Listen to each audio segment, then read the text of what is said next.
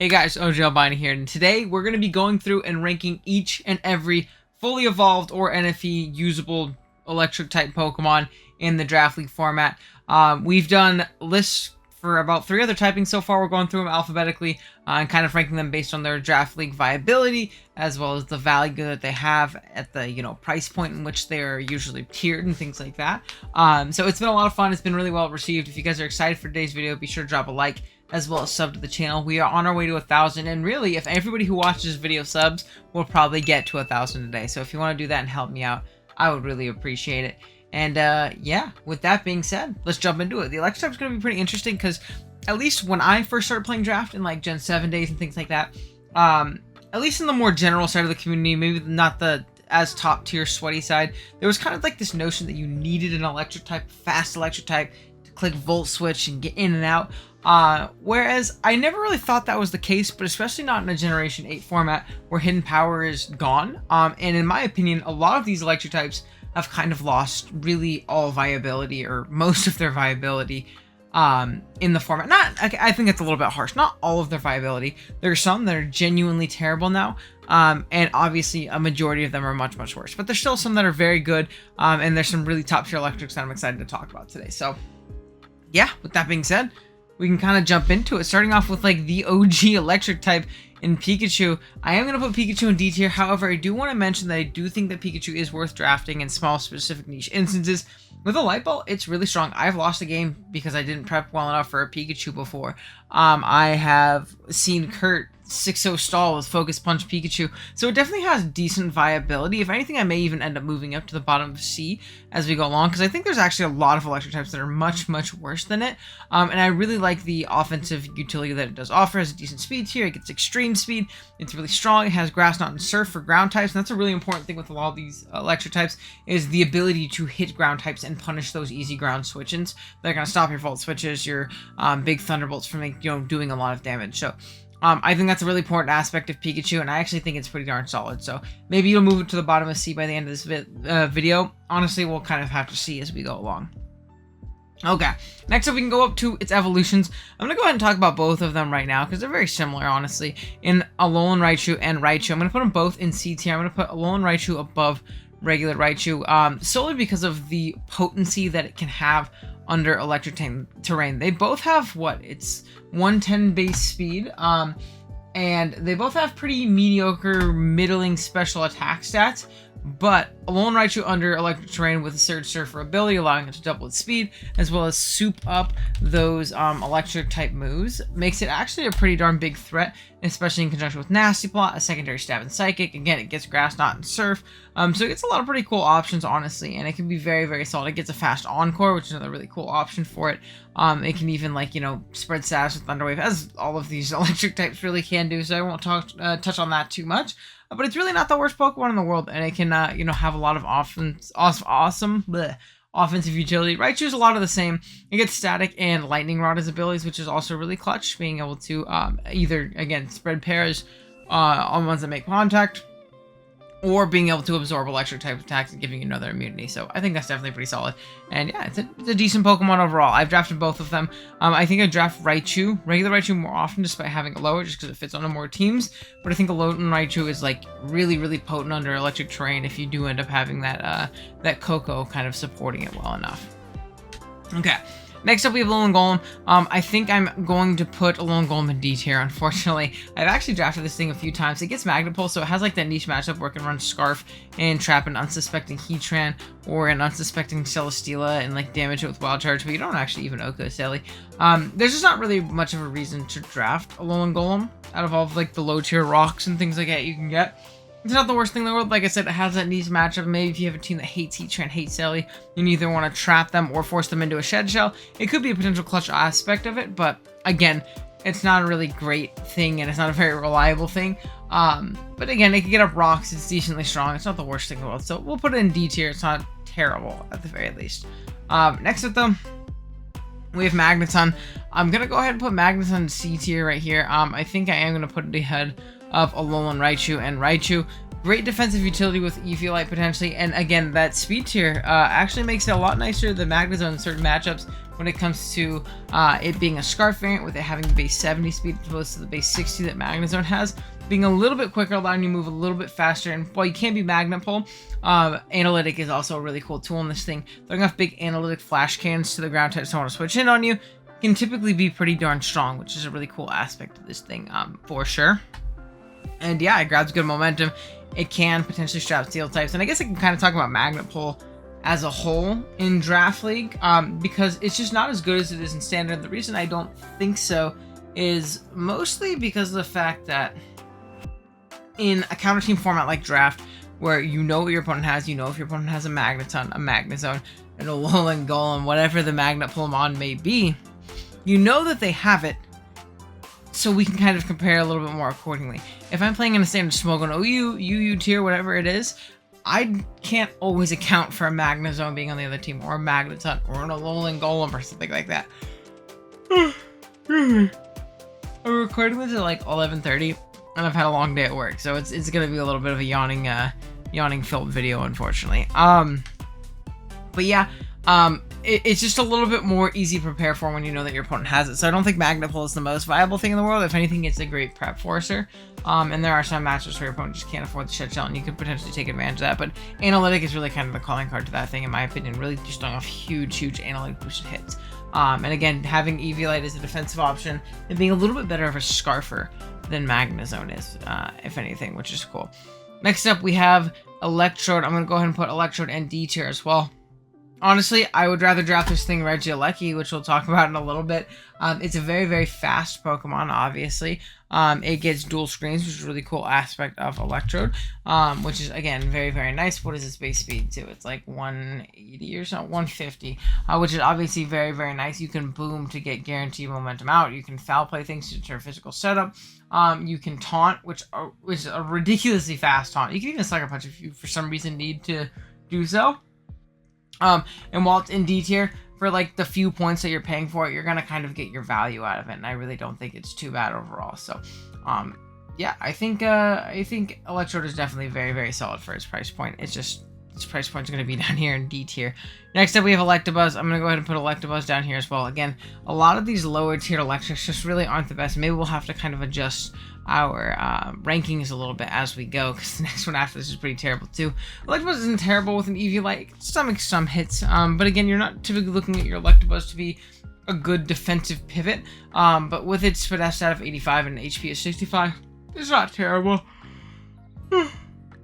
Again, man.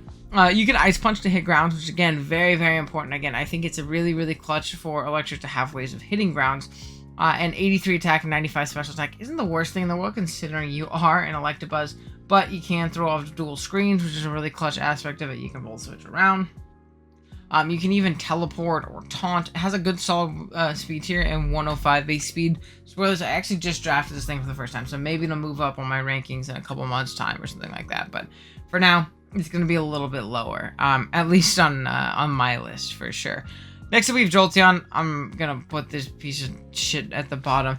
Now, Jolteon was a Pokemon I always felt was overrated in Gen 7. I was not the biggest Jolteon fan in the world. I didn't think it was terrible, but I didn't think it was particularly good. Now, in a generation where this thing does not have access to hidden power, where it can't hidden power ice or grass things, I just don't see the appeal in this thing. I'm gonna lose my mind if I keep yawning, because we're only like 10 minutes into the video, right? Yeah, we are 8 minutes into the video. Or 9 minutes. Yikes. I just don't get the appeal of drafting this thing. It's fast, which is good to have, but the fact that, again, it is just completely invalidated by pretty much almost every ground type, unless they are weak to Shadow Wall for some reason, like a Golurk, I suppose. It just kind of makes the Pokemon not worth drafting, in my opinion. While the speed tier is great, it's very frail, so it has very little to no defensive utility, so you're not really making much use out of that wish. You can potentially get a really fast heal bell off, you can baton pass for momentum and things like that. But other than that, you're just kind of a sitting duck versus most grounds, and you kind of suck up momentum. You're not very bulky, you don't offer too much to a team, in my opinion. So I personally wouldn't draft Jolteon over other low tier fast electrics, like even fucking Manectric or something like that. At least me personally. So I'm gonna have it pretty low here. we're finally going to move out of the bottom 2 tiers with this next Pokemon, with the Pokemon I actually do enjoy in Lanturn. I think Lanturn is a very, very solid Pokemon. We kind of talked about it on my most underrated Pokemon list. This thing is a phenomenal pivot. Obviously, the electric water typing is incredibly sought after via Rotom Wash existing. But this Pokemon, while it isn't as bulky, I don't even know if I can say it's not as bulky. It lacks a lot of the defensive utility that Rotom has and like its support move pool. This thing has a very fat HP stat and it has 2 great immunities in Volt Absorb and Water Absorb, allowing it to be immune to either one of its stabs. And usually that is going to be Volt Absorb, which is a really, really clutch aspect. It grabs very free Volt switches because those grounds that want to switch in on you are threatened to get nuked by a potential Scald or Surf or even Hydro Pump. You can run with fun agility sets. I've seen Scarf Lantern put in a ton of work. I remember even in Kurt's game against Bird and MLG, he brought like a stockpile weakness policy set. It has good coverage. It can even like Dazzling Gleam. It can Ice Beam. It can Surf Scald. It can Thunderbolt. It can do a bunch of really cool things like that. It gets Heal Bell, and it's phenomenal with an Assault Vest. It's phenomenal at spreading status as well, potentially. I like Rest Talk Lantern. It's really just a great pivot overall, and honestly, probably one of the higher B tier Pokemon for its price point. So yeah, it's overall an amazing Pokemon. Alright, so moving on, Owen a little less tired, 4th wall breaking. I'm assuming you guys probably know. I was exhausted when I was recording last night, so I went to bed, and now it's the morning time, and I'm realizing in my drunken stupor, or would you say tired stupor? I don't know. I forgot to put Zapdos on the list, so obviously we're gonna go ahead and do Zapdos right now and move it right up to S tier. We were first S tier Electric. This Pokemon is like one of the quintessential wheel picks in Galar decks, at least in my opinion. I love drafting this thing plus like Rillaboom or whatever X partner that pairs well with it. It's great in Nat decks too, obviously. Electric Flying is a phenomenal stab combination as well as defensive typing. It really benefits from the addition of Heavy Duty Boots as to great abilities and Static, obviously spreading paras, but as well as pressure, like sub-toxic variants or like sub-discharge variants can be absolutely obnoxious to deal with. And then the combination of Electric plus Hurricane plus Flying Fire is incredibly solid. This Pokemon is for sure a top tier Pokemon. It's one of my favorite electric types used in the format. It's one of the ones that I would just like always consider drafting no matter what. And I think that's, you know, saying something because not all electrics are built the same, if that makes any sense. Next up we have Ampharos. I'm gonna go ahead and put Ampharos down here in D tier. It's just not a very good Pokemon, unfortunately. As much as I like it, as much as I think he's a cool guy, it's not the best Pokemon in the world. It doesn't offer anything in particular. It's slow, which is not good for an electric type. And again, it lacks coverage to hit good ground types very well. So yeah, it's gonna be down a little bit lower. However, Mega Ampharos, I'm gonna turn some heads a little bit. I'm gonna put my guy here in B tier. Reason being, this thing is, one, incredibly bulky and obnoxious to try and knock out in one hit. Big Fabio here. But as well as it has good offensive utility between Dragon Pulse and Focus Blast and things like that. And obviously, regular Ampharos gets those, but not to the same degree and the same power that Mega Ampharos has with it, base 165 special attack stat. And again, Mold Breaker is a phenomenal ability as well. It doesn't come up too clutch for Ampharos in particular a lot of the time, but regardless, it's very solid. You can even run with like counter sets, which are definitely kind of niche, but not the worst option in the world. It gets like Power Gem, I suppose. It doesn't get it gets dual screens actually, which isn't the best on a Mega because you can't hold a Light Clay, but you know, maybe a screen option here or there isn't the worst thing in the world. But really, it's gonna Rest Talk with like Volt Switch / Thunderbolt and Dragon Pulse and just be a genuine nuisance. As a low tier Mega, it's really not that bad. I like Mega Ampharos, so we're gonna have it here in B tier. I think it's definitely a good Pokemon. It's just tough justifying to draft it when all of the other Megas exist, if that makes sense. Now, we can fill up our last not used tier in Raikou in A tier. Now, I know a lot of people aren't too big on Raikou, to be completely honest, which I don't really get. Now, I don't think it's as good as some people think. I feel like people either think it's like amazing top tier electric or it's really bad. I'm right in the middle. I love it. I have it in BBL right now. I've used it in plenty of other leagues. 115 is an incredible speed tier to have, and it's great to grab a Pokemon like Raikou with that because it also has very solid bulk and 90 HP, 75 defense, which isn't great, but a really fast spread stat in 100. 115 special attack is great. It gets Scald to hit grounds, which don't know why it got Scald this generation. If it didn't get Scald, this would just be big Jolteon.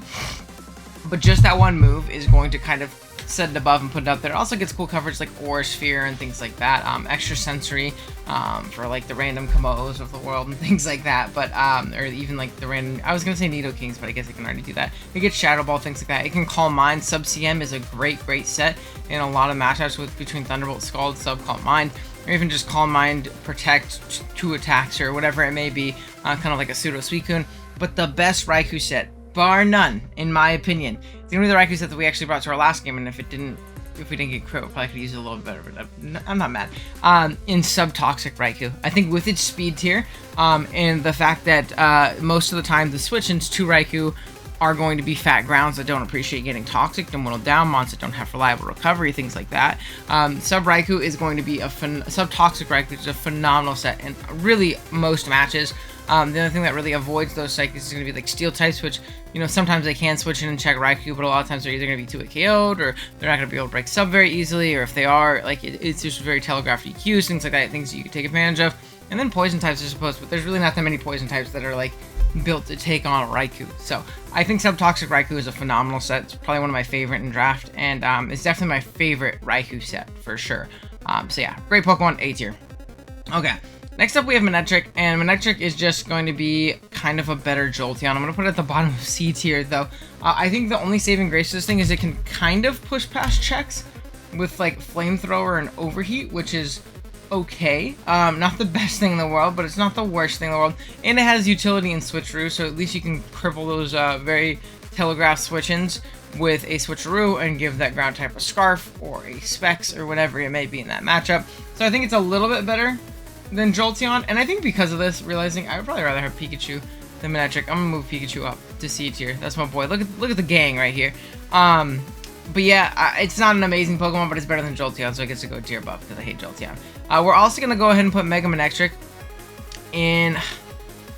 Oh man, this hurts. I'm going to put it in the bottom of B tier. I'm not a big Mega Manectric guy. I will preface with that. I didn't like it in Gen 7 when Hidden Power existed, and it wasn't terrible in Gen 7 or anything like that. I think it's much worse this generation with no HP. Again, you can kind of push through checks with Flamethrowers and Overheats, and just via you being very strong with 135 base attack, or base special attack, you know, you can technically push through those checks decently enough.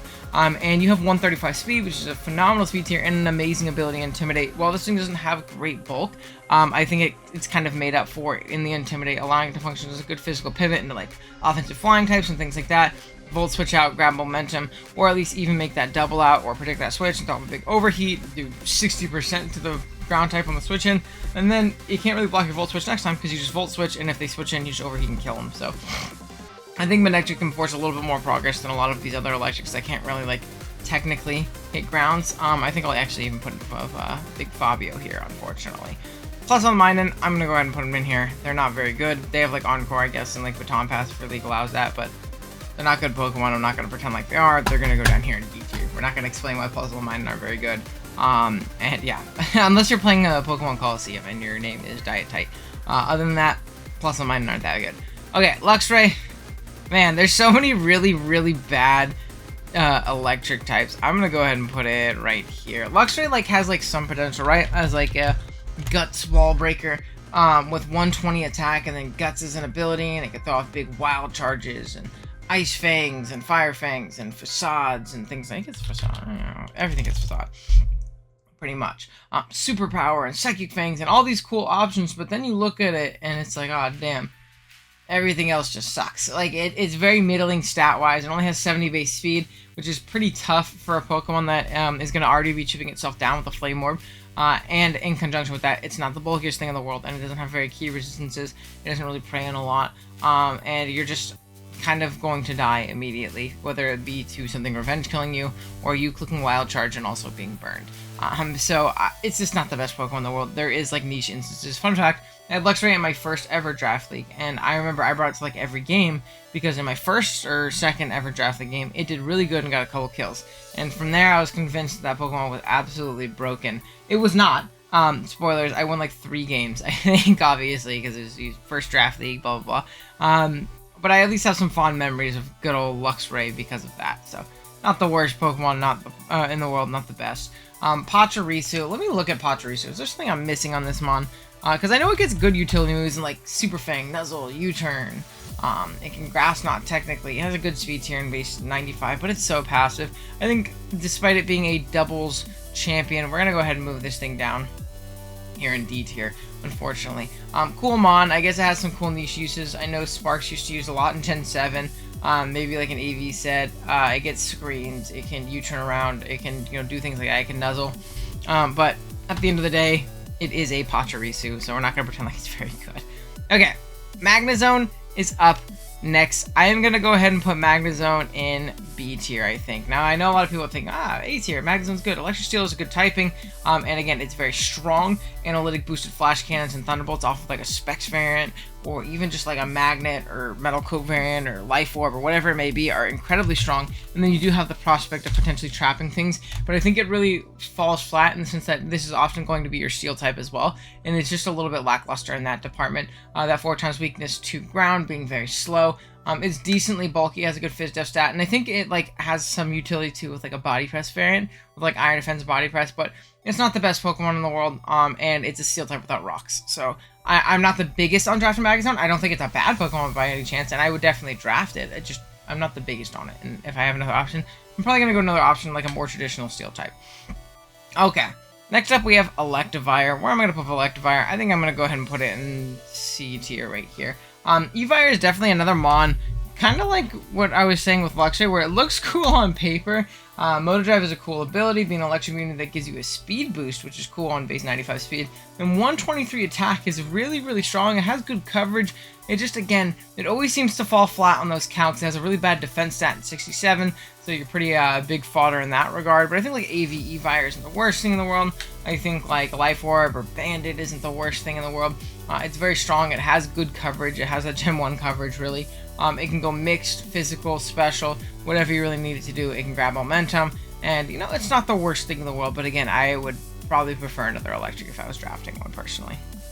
Okay, we're going to rapid fire with the Rotoms, right? Because there's 5 of them, and I'm not going to go over what each of them do. I'm going to rank the Rotoms, in my opinion, from best to worst. We're going to start with the worst Rotom, and that, in my opinion, and there's not going to be a Rotom below C tier, by the way, because I think they are all phenomenal Pokemon, and I enjoy each and every one of them. I am going to put Rotom Frost in C tier. I think it has the least defensive utility, but it's very solid offensively, obviously, with Blizzard plus Thunderbolt being an incredible stab combination. Obviously, you have to worry about hitting Blizzards, but if you do, it's really hard to switch into. And it has better defensive utility this generation with Boots, so I think it's definitely the worst Rotom, in my opinion, but it's not bad by any stretch of the imagination. Then, we're going to put Rotom Fan here. I actually really enjoy Rotom Fan. I think it is a phenomenal Pokemon. Despite having a useless ability in Levitate, Electric Flying, like we said before, is a great stab combination. It has a much more reliable secondary stab option in Air Slash, which is great. It spreads status. It's a great defensive type, like we said, so it pivots into a lot. It's a great Pokemon. Then we have Rotom Spook. I'm going to go ahead and put Rotom Spook at the top of C tier. Again, a lot faster than the other Rotom, so it's actually the only one that's like much different, and that's just kind of via stat spread and things like that. Not the bulkiest one out of all of them, but it still has defensive utility. Imagine if this thing could hold an Eviolite like it can in Radical Red. That would be so sick. But 91 base speed is very solid. It Willows, it Hexes, it Volt Switch Run, it spreads status, and it's a genuine nuisance at Pain Splits. It's a very solid Pokemon. I like it a lot. It's a low tier electric. And then we move into like the big 3, in my opinion. And I love all of these Pokemon. I'm going to go ahead and put Rotom Mow at the top of B tier. I love the electric grass stab combination. Again, grabbing very free Volt Switches because the grounds that want to come in are actually what you're usually checking. So it's a ground immunity. It doesn't have super great switch-ins a lot of the time that don't kind of just get momentum grabbed on them by Volt Switch, which is, again, really clutch for the rest of your team. You do kind of struggle as like a flying resist. You don't resist flying, but you can always grab a good steel, a good rock otherwise. And again, it does what the other Rotoms do just very well. And then, lastly, we're going to go ahead and put Rotom Heat in A, and then we're going to put Rotom Wash at the top. These are both phenomenal Pokemon. I think Rotom Heat, electric plus fire with the boots in the metagame is really nuts. Overheat is a really strong move. These Pokemon all with Nasty Plot too is another thing I forgot to mention. I think Nasty Plot Rotom Heat is an absolute demon to switch into and very obnoxious. And Rotom with that electric water typing is just such... it's such an amazing typing. Defensively, as a pivot, it volt switches around, it can pain split, it can rest, it can nasty plot, it can do so many different things. These are all great Pokemon, and I kind of went through them a little fast, but I feel like that's fine. I feel like it kind of gets the point across, at least as far as I think. Okay, we went from some phenomenal electric types, ones that I often draft, all the way down to some pretty shitty ones here right away in Generation 5, which we're already at Gen 5, which is awesome. But for Gen 5, we're going to start off with Zebstrika, and man, oh man, you get to come right down here with Jolteon. You're a little bit better because I guess technically you have coverage, but this Pokemon, it's just not very strong. They made the physical attacker where its special attacking move pool is a little bit better with, again, tools like Overheat. So it could have been, honestly, like better Manectric if we just switched its stats a little bit, because it would have been really what? Yeah, almost just as strong with 100 special attack instead of 80, but it would have been much faster, which is honestly a little bit more valuable in my opinion, with a 116 speed tier, which is great, and it has, what, 3 immunity abilities with Lightning Rod, Motor Drive, and Sap Sipper, which are all really cool options. It could technically Flame Charge up, I guess. It really just lacks a deep move pool and lacks good coverage. It really has like Overheat plus Electric, and that's about it, which just isn't going to cut it in my mind, so we're going to keep it down here. Next up we have Emolga, and I'm going to go ahead and put Emolga down here in C tier. Maybe it's just the Amel fan in me talking, but I've seen him put in a lot of work with this, and a lot of other people put in some work with it. Again, Electric Flying plus an Electric Immunity and Motor Drive. You can also Static. It gets U-Turn for Momentum. 103 is a great speed tier. It's not the strongest Pokemon in the world, but it's a great low point value pivot. It's a genuine nuisance, and it's not the worst Pokemon in the world. It spreads paras. It can knock things off, which is great. It can Encore. It gets Energy Ball for grounds if you really do need to hit them like that. And yeah, it's overall just a very solid Pokemon. I actually think Emolga is a very solid, like, you know, 1, 2, 3 point one, wherever you have it. I've never drafted it, so I actually don't know what point value it's usually at. But it's not terrible in the slightest. Next up we have Galvantula. I'm actually going to put Galvantula in B tier right here, just because of the fact that I think I need to move down Fabio too, and I'm thinking about, we'll talk about it after. I'm going to put Galvantula in B here because it offers a web aspect, which I'm not the biggest fan of webs in Generation 8, but at the very least it offers pretty good offensive utility as well. It's very, very strong, if that makes any sense as well. So it's not just like Herder, I set up webs in Focus Sash. Life Orb, Compound Eyes, Thunders, and Bug Buzzes, and Energy Balls, and things like that aren't going to tickle. Specs even can put in a lot of work and a lot of matchups, so I really don't think it's that bad. I think it's a pretty solid Pokemon offensively. I think with that being said, I think I'm also going to move down Fabio here to the C tier, just because it doesn't really come up to snuff with these guys. As much as I personally like it, I think objectively it needs to go down to C. Okay. Next up, we have Eelektross, and if this was like Gen 6 or 7, people have this shit in B tier, A tier. I don't know what it is. It feels like in Gen 6 and 7, at least early Gen 7, when I started playing, everybody and their mother needed an Eelektross, because technically, it's got no weaknesses with that Levitate ability and that pure electric typing.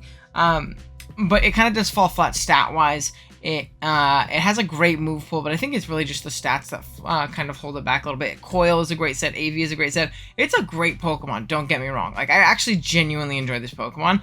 I'm going to go ahead and put it in C tier. It's just not as good as everybody once thought it would, which is weird, because it's not like everybody thought it was broken. It's just like everyone was like, ah, this is the low tier Valuemon that we all need. So, I don't know. It's interesting. Okay. I was so excited to make this video solely for this next Pokemon, right? Because let me get some copy real quick. Because I personally love this Pokemon, and I'm gonna have a hot take here. I'm gonna put my boy in B tier. Yes, I understand. Stunfisk is a low tier Pokemon. It is like a 5.6 point Pokemon max. But I think the low tier value that this thing offers is out the wazoo. It is insane how good this Pokemon actually truly is. I think it has such great value as a low tier rocker, as a status spreader with toxic and, you know, static paras, or even Scald Burns, which is a really cool aspect of it. Electric Ground is a really annoying typing to switch into, especially in conjunction with Discharge and things like that. And I think it's incredibly anti-meta, and it's very good at things at the top of the metagame. Things like Zapdos, which are up there. Things like Zeraora, Koko, really all of the other top tier electrics that we're talking about are very well checked by this Stunfisk, on top of the fact that it's also very good against arguably a top 3 Pokemon in the metagame in Tornadus Therian. Even Zamazenta, if it's coming in, it's a decent Zamazenta check just because it's so damn bulky. It's so deceptively fat. It doesn't have reliable recovery, but it can pain split up, which is a cool option. And again, it has very annoying coverage. While it's not like all-inclusive coverage, it has very annoying coverage. It's a very annoying Pokemon to deal with and switch around and beat, and I think it just offers like an incredible amount of defensive utility as a low-tier Pokemon. So Stunfisk, B tier, my friend. I love this Pokemon. I think it's amazing. Okay, now we get on to like more like actual really, really good Pokemon. And it's gonna be weird because I have these Pokemon in A tier for flying, but I'm actually going to have them in S tier right here for electric, because I think in the context of electric type Pokemon, that the Thundies are head and shoulders above pretty much everything else.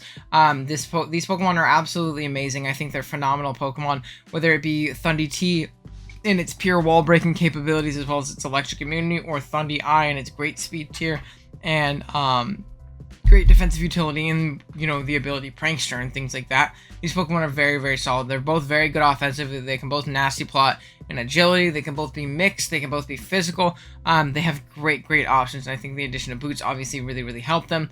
Thundi T kind of misses Z-moves a little bit, and so does Thundi I, but I think Thundi T especially misses the nuke of Z-moves. But again, they're both absolutely amazing Pokemon, and I think in the context of other electric type Pokemon, these Pokemon are S tier, at least in my mind, the way I see it personally. Okay, next up, we are going to have our Heliolisk. Heliolisk, I'm going to go ahead and put this guy probably at the top. No, I think it's better than Galvantula and Manectric. I'm going to go put him in B tier. The reason I'm going to put him in B tier is because, again, it's a electric type that has very good coverage for grounds. It gets Surf, it gets Grass Knot, it can U-turn around for momentum instead of Volt Switch, it can Glare, it has a great immunity and Dry Skin, it fits well onto Sand teams, it fits well onto Sun teams, it fits well onto Rain teams, so it's a good weird weather flex spot. It gets Focus Blast, it gets Glare, it does a lot of really fun things, and I think this Pokemon is incredibly solid in that regard. It's a very fat Spread F wall, so with an Assault Vest, it's very good. It has 109 base speed, which is a great speed tier to have as well. It's something around 110 is always important, and yeah, it's just an overall very good Pokemon. So I think B tier is definitely very fair for Heliolisk. Because another Pokemon I don't see drafted as much as I saw drafted in like the Gen 7 days of draft, but you know, it's still very okay. Next up though, we have Dedenne. I'm sorry, bro. I'm not gonna explain why Dedenne's not that good either. We're gonna go ahead and put it down here below Pachirisu. It's a Pikachu clone that's not very good. It has the fairy typing. It can like do some shenanigans with like Cheek Pouch, I suppose, but at the end of the day, it is a Dedenne, and we're not gonna pretend like it is anything else. I hope Abel doesn't yell at me for putting all of these little rodents that he really likes in the bottom tier. So I was nice to Emolga though, so he can't get mad at me. Next up, we have Charjabug, and I think like as a low point Weber, it has good utility, and I would draft it over like all of these Pokemon pretty much. But again, I'm not the biggest fan of webs in Gen 8 just because of the fact that Boots exist and removal is so widespread. But if you're gonna draft a low point Weber, I'd probably actually draft Charjabug over everything else, personally. Okay, next up is Vikavolt. I'm gonna go ahead and actually again put Vikavolt honestly in B tier. This is another Pokemon I find absolutely amazing. I know Matt O'Shea loves it with an Akaberry, but otherwise it's very solid with Boots. It gives it good defensive utility. It got Roost, so it can keep itself healthy. It got Sticky Web this gen, obviously to set up webs and be a nuisance. And despite it looking like it should be fast, it's very slow. But you can boost your speed with agility and potentially win that way. I've seen Throat Spray sets do really well with Bug Buzz, giving it a +1 boost and allowing it to just massacre their teams with base 145 special attack.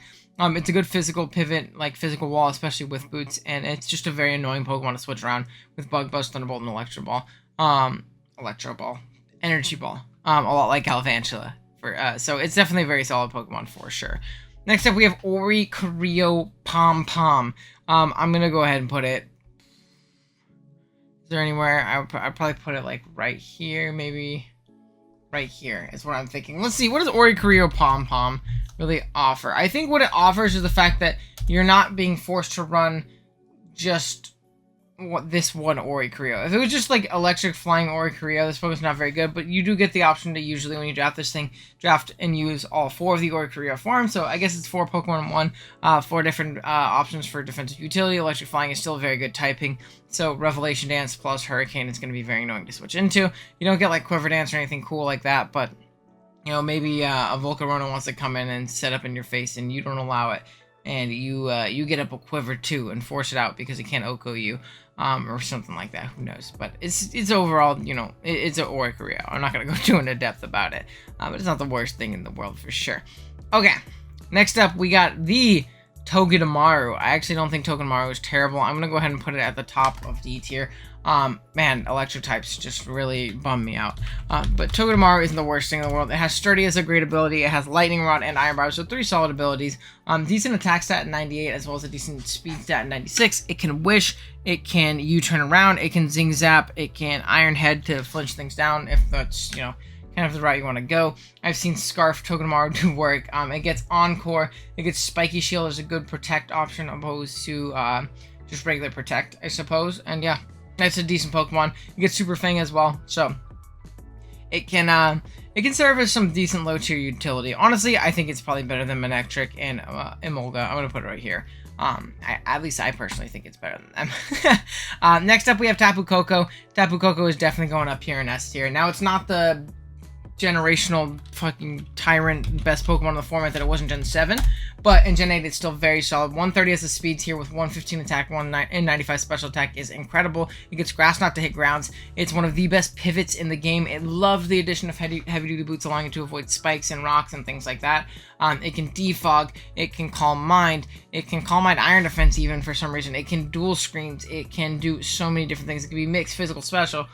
All these cool options, and it's just an amazing Pokemon. It also gets a really fast taunt as well, which is really clutch. So Koko's an amazing Pokemon, but I'm sure you all know that. It's very, very, very solid. Okay, Xurkitree. Where are we going to put Xurkitree at? I think it's sad because I really love Xurk. I absolutely love Xurkitree.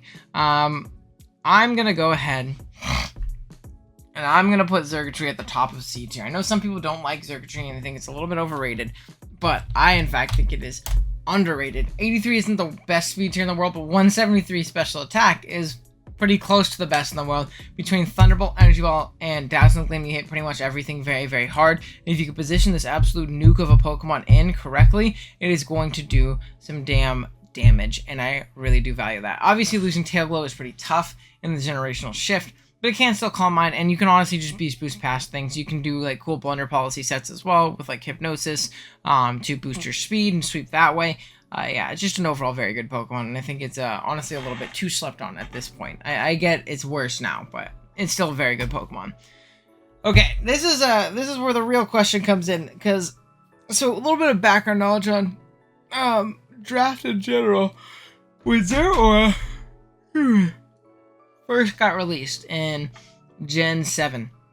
I'm not gonna say every league did this, but all the leagues I played in actually had it tiered in tier 2. And I remember there were a couple of people that were like, hey, I think this Pokemon's a lot better than what we have it tiered at. And I remember personally being like, no. Why? Budget Tapu Koko in tier 1? I'm all good. And now we move into Generation 8, and I think it's a commonplace argument now to say Zeraora is better than Tapu Koko. Obviously, Tapu Koko was much better in Gen 7, like we said. But in Gen 8, I don't know. I kind of lean Zeraora. I absolutely love this Pokemon. I've drafted it so many times.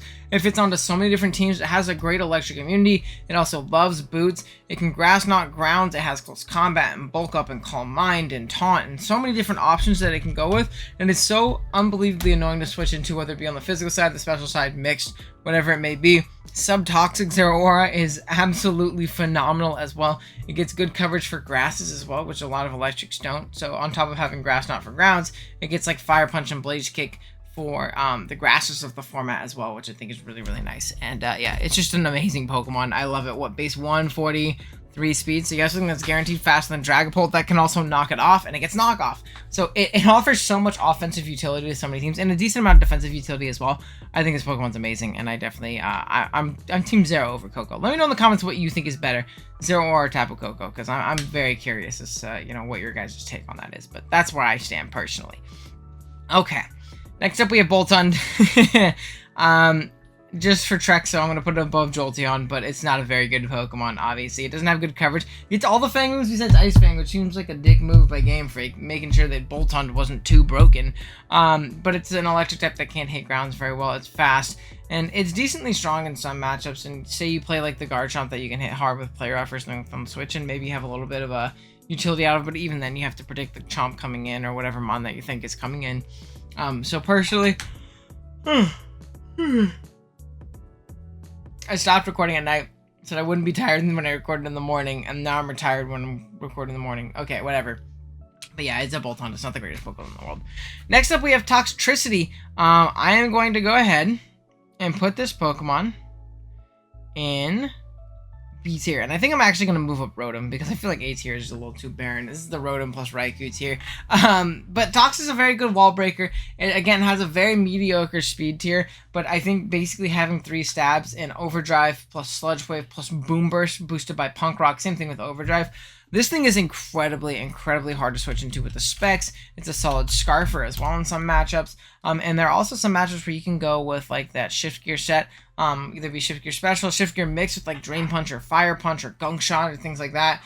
This is like the John Jr. Pokemon of Gen 8. He loves this thing. I know the design's really cool. I know he really likes it. For some reason, he likes to run the not as cool looking version that can't even run Shift Gear. For those of you who don't know, don't ever run the blue Toxtricity in Draft League matches because then it tells your opponent that you don't have Shift Gear because it's exclusive to the amped up version. So don't do that, please. I beg of you. I beg of you. But again, it doesn't do much crazy, but it's just a phenomenal wall breaker. Nothing really switches into Overdrive or Boom Burst in the metagame. So it's a great Pokemon. I definitely recommend giving it a shot on a team if you need a good wall breaker.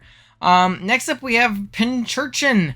I'm going to go ahead and put it in C tier right here. It is a terrain setter, and it does get spikes. It can scald things as well on the switch in. I wish it was a water type too, electric water, but unfortunately it is not. It gets recover. It gets cool things. It's not the worst Pokemon in the world, actually, and I feel like it deserves a little bit more explorability. It can Sucker Punch for priority as well, which is a cool option. It can even Surf. It can Zing Zap, which is pretty dope, and it, I believe, also gets a Rising Voltage plus Electric Terrain, which is a really cool combination, obviously making it pretty tough to switch into. It can both switch around. It can do a lot of things. So I definitely think that this Pokemon is worth exploring and isn't the worst thing in the world. It's just kind of hard to justify drafting. It's just slow, more bulk-oriented electric type, at least in my mind. So yeah, that's going to be a big Pincurchin. And speaking of more Gen 8 electric types with multiple forms, a lot like Toxtricity, we got more Pico next. Again, it's a very similar stat spread to something like Togedemaru, honestly. The only difference is I feel like Togedemaru has better defensive utility and can be used defensively, whereas Morpeko cannot. Yeah, and Morpeko can be mixed a little bit easier, so it has like that mixed capabilities, but even then, it's only 70 base special attack. It's not the best thing in the world. And I guess the electric dark typing is pretty cool. Offensively, you get speed boost in between turns. I think at the end of the day, though,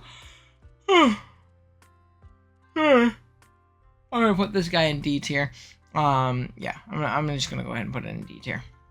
Okay, next up we have Big Dracozolt. I am actually gonna put Dracozolt in A tier as well. I think I'm gonna put Arctozolt in B tier, probably. Oh my god, that's the wrong Pokemon. I do not want to put you there. Arctozolt in B tier. Now we'll talk about both of them really quick. Dracozolt is the sand version. Arctozolt is the hail version, obviously. Dracozolt, I think, is an amazing on sand teams. I think it's like the best sand setter or sand abuser to go alongside Hippowdon.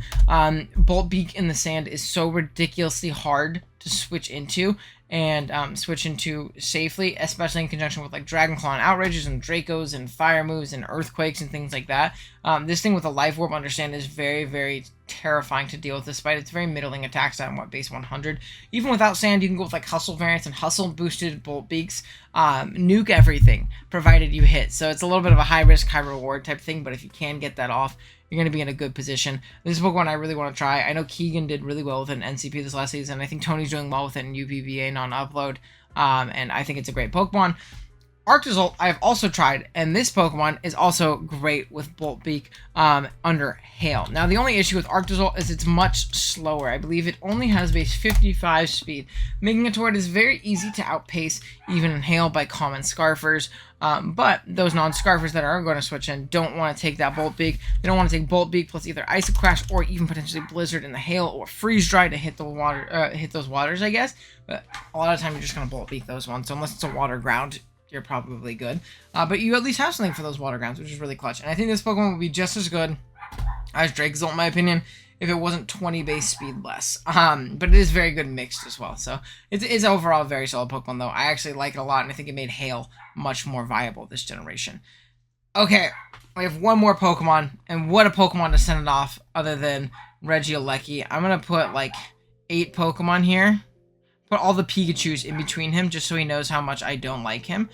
Objectively, he's probably better than a lot of the Pokemon in D tier, but I don't like him, and I'm going to put him behind all of the Pikachus and all of their hats. He's probably, objectively, if we're giving real analysis, he's probably better than a majority of the Pokemon in D tier, but I don't like him. I think he's bad, and I'm going to violently hate on him for no reason because I don't like him. And yeah, that's going to be the tier list. Let me know what you guys think of our ranking of the electric types. I know that at the beginning I was a little tired, so the commentary was a little shaky. I think we picked it up at the end, though, when I took the night off and went to bed and woke up and recorded it. So let me know what you guys think. Let me know what your guys' favorite electric type is in the format. Let me know if you guys disagree with what I said. And also, again, let me know Zeraora or Tapu Koko. What team are we? Let me know in the comments below. Like if you guys enjoyed, sub if you're new, and I'll see you guys in the next one. Later.